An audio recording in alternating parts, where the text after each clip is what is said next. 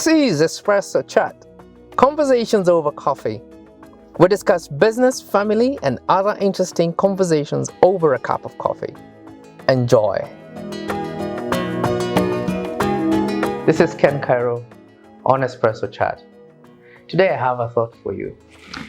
And what I'd like to address today is specifically the managers. This conversation is to anybody who's sitting on a board.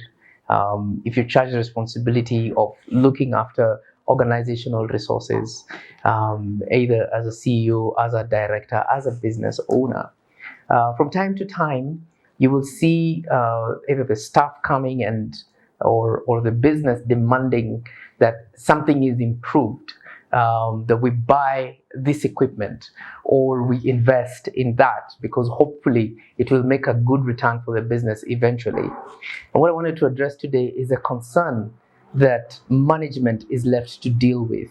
And for me, I call it the management triangle. Because on one side, you have cash. This requirement to invest in this item that will eventually bring a return to the business requires cash. The question is, do you have the cash to be able to do this?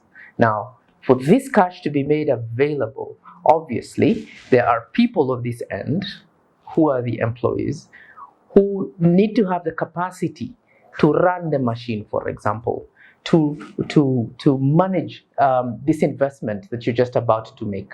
Okay, so thinking about that, and on the other side, have we built the business to be strong enough that there are internal systems that help in proper management, that help in staff training, that help in internal checks and controls and quality and all that, to be able to make sure that the investment that you have made from the cash side is properly applied.